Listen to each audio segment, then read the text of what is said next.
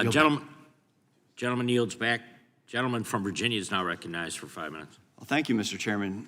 My goodness, after hearing my friend from California talk, I'm reminded of the old adage, when you're a hammer, everything looks like a nail. And when you're a pro-regulatory Democrat, every industry, every opportunity to regulate means drive right in and regulate.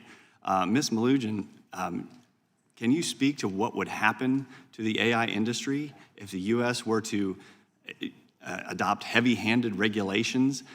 Which country are we in competition with right now that would take advantage of that and further run away with development in AI?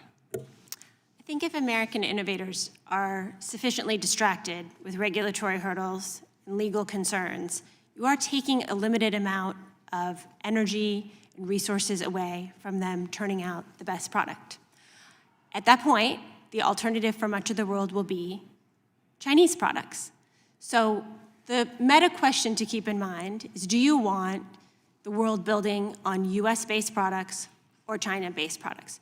That's not to say that the illegal things that happen in relation to AI shouldn't be addressed, I think in large part due to already existing law, or that Congress might not consider new privacy legislation. Those are all things that can be considered when problems arise. But it's important to not lose sight of what we're here to do.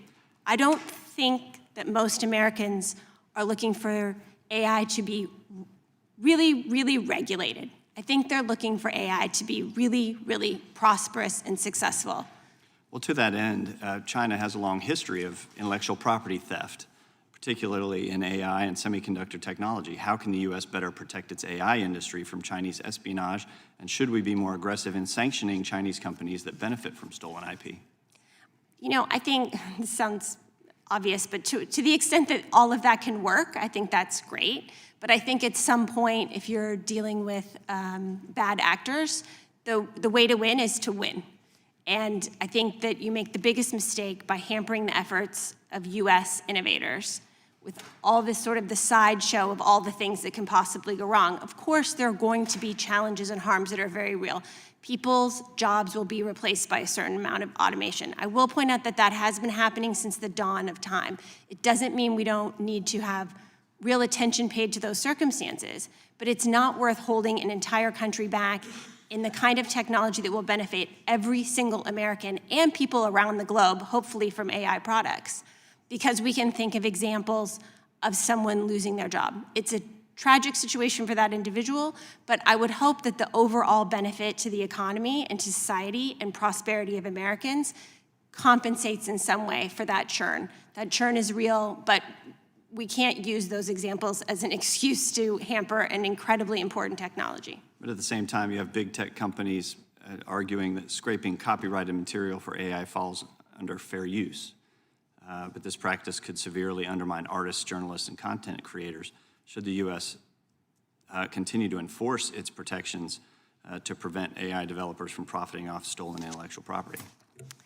I think intellectual property with the forward movement of technology is a bit of a moving target. I think it's certainly an area where Congress can look to revisit and adjust as necessary. I don't know that we're there yet, but I think that those are very valid concerns. I'm certainly not here to argue that there will be no regulatory or legal reaction to AI. I'm just here to argue that it's better to go cautiously forward on a case-by-case basis, and fair use and intellectual property might very well be one of those. Now, several lawsuits, including the New York Times versus OpenAI, argue that AI models unlawfully use copyrighted content for training.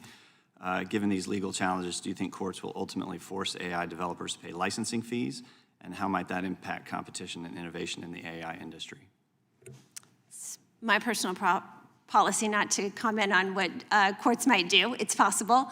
I do think one of the pressure points in AI progress for the US is data sources. I think the market is innovating even for those synthetic data. There's other solutions, but new data, more data, is an important balancing act to keep in mind when you're talking about limiting access to that for maybe the next companies that come along. I think that there's trade-offs that need to be weighed there.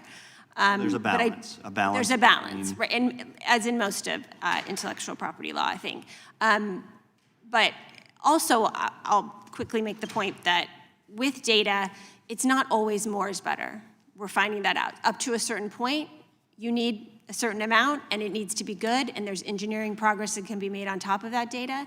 But it's not the end-all, be-all that AI, it's not the only factor that's important for innovation in AI. Thank you. Gentleman yield.